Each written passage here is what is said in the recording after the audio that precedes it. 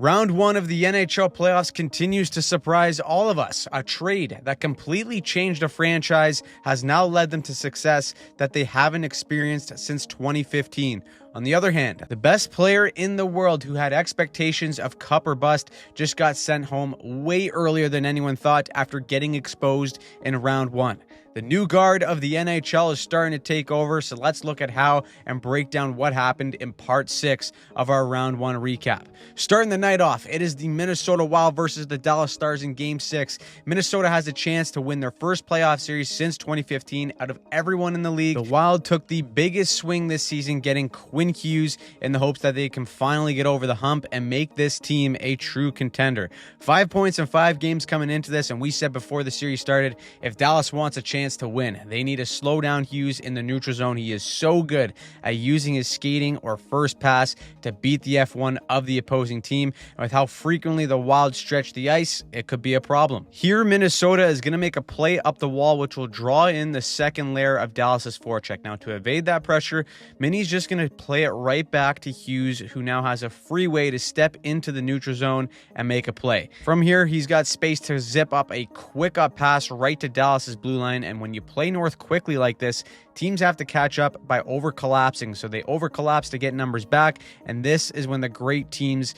can expose the space east-west, and that is exactly what they do. Dallas over-collapses, Hughes activates, and look at this patience. Just toe drags to change the angle, stops for an espresso while he's at it, and then gets his lane to rip it. 1-0 Minnesota off of a brilliant example of stretching the ice both vertically and horizontally to create space. The only thing that can ruin the party is the Dallas power play. Also automatic in this series, and the Wild fall right into their trap. We broke down how the Wild's kill gets in trouble when it gets too aggressive high in the zone. Here, Dallas plays it to the point, and right away, Minnesota flexes out the pressure. But here's what needs to happen as a collective unit. When they see that possession, the next Wild D or player needs to get aggressive and preemptively anticipate this pass to close on it quickly and make the puck carrier uncomfortable. Instead, the Wild D stays put, and now the download a bumper play is open with the structure late to recede back. Dallas scores again on the power play to tie it up, and then later in the second, Maverick Bourque on a scramble play gets the rare 5-on-5 goal for Dallas.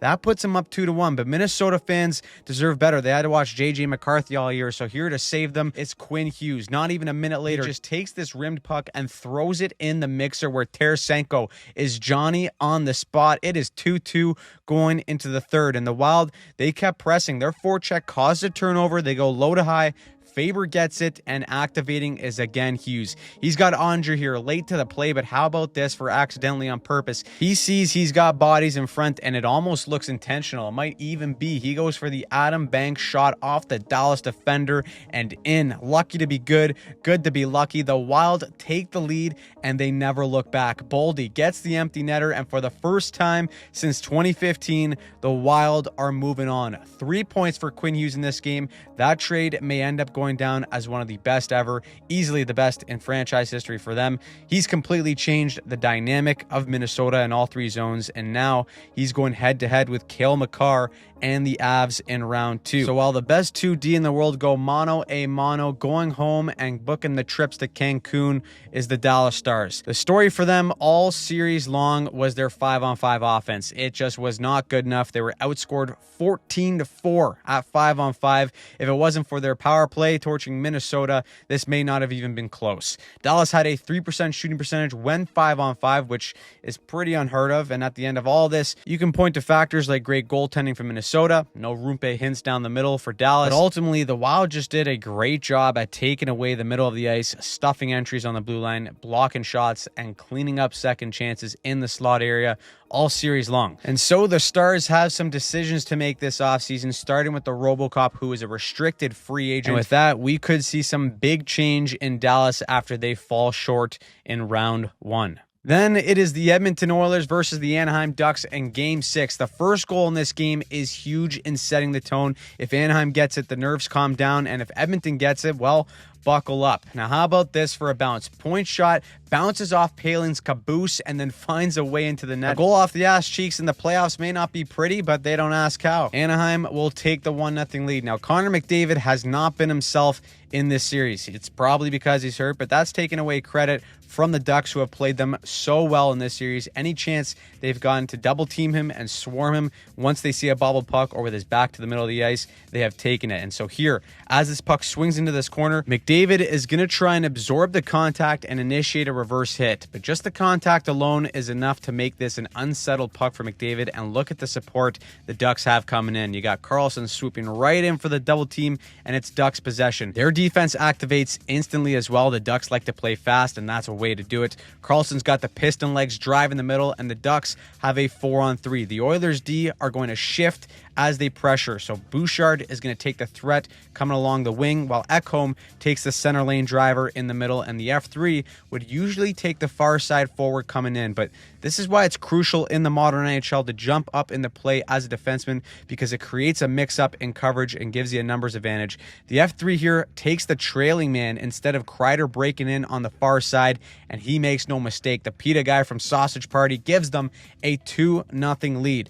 Now, speaking of D jumping in, Oilers get some sustained ozone time, and look at Murphy coming down the back door here as the Oilers work it down low on the far side. He jumps right in and cuts this to 1. Okay, maybe they have some life here, but then they take a penalty, and the Ducks power play has been lethal in these playoffs. It is first in the entire NHL at 50%, basically automatic right now. They move the puck so well, and they change sides to catch the Oilers killers out of position, and when the process is good, you get rewarded. 1T from the Philly favorite Cutter Gauthier off a stick and in. That goal means that the Anaheim Ducks have scored on the power play every single game of this series. It is now 3-1 Anaheim, and the game is starting to slip. That is until Zach Hyman in the greasy area bangs one in. Wait, nope, we don't even have to call Gary on this one. He fully kicks it in, so it's no goal on the call, and it would have been huge right before the end of the second period. The Oilers fall asleep at the wheel. Evan Bouchard, man, pure gunslinger. He lives and dies by the sword. Here he's going to stay aggressive to catch this puck, but has zero time to play it afterwards. The Ducks just come right at him, strip him of the puck. It springs a 2-on-1, and it is Troy Terry reminding Connor Ingram to close his damn legs, goes low, catching him on the lateral movement. That is right before the end of the period with 46 seconds left. It is a pure backbreaker. The Oilers did decide to give their fans one last glimmer of hope by scoring early in the third, but it is too little, too late. The Anaheim Ducks add an empty netter and eliminate Edmonton in 6 games. That's right, McDavid and the Oilers can start booking the trips to Cabo. Now, there's a few takeaways from this series. First, the Ducks are legit. They may be young, but the pace they play with is one that very few can match. We joked all series long that defense was optional for both teams, but the Ducks really buckled down when they needed to, especially against McDavid and Draisaitl. Yes, it's obvious that those two weren't 100% healthy, but the Ducks did a great job all series long, smothering McDavid's speed through the neutral zone. In the O-zone, they double-teamed him and swarmed him frequently, knowing that he was missing that pop in his game. Also, Jackson Lacombe, or should I say Quaxon Lacombe, was unbelievable in this series. Statistically, he dominated McDavid and Draisaitl in terms of expected goals percentage. Just an elite skater who gapped up on the Oilers' best so well throughout the series, and on top of that, he was tied for the league lead in playoff points as a D. 9 points in this series. He did it all. As for Edmonton, after 2 straight cup final appearances and playing more hockey than anyone, their best guys ran out of gas. McDavid has played 288 games in the last 2 years. The guy's hips are probably squeaking when he walks, and after the game, he was as blunt as you can be, saying that they were an average team all year with high expectations, and they were bound to disappoint. And honestly, he's right. This team was not built for the NHL playoffs this year. Their forward depth was questionable. Goaltending, they made one of the most lateral moves of all time, trading Skinner for Jari. Actually, Jari was more of a backup than a starter, only for them to actually end up with Ingram as the starting goaltender after all that. But even as a 5-man unit, they didn't defend well all year. Combine that with the fatigue and injuries, this outcome isn't all that shocking. This could be a good thing for the Oilers in the long run to regroup, get healthy, and come back fresh, but it is yet another year with no cup for McDavid. The clock is certainly ticking, and this year ends with more disappointment. So, what do you think the Oilers do in the future? What do you think about the teams moving on in Minnesota and Anaheim? Let me know your thoughts down below. And if you want more breakdowns, make sure you turn on notifications and subscribe to the channel so that you don't miss anything for the NHL playoffs.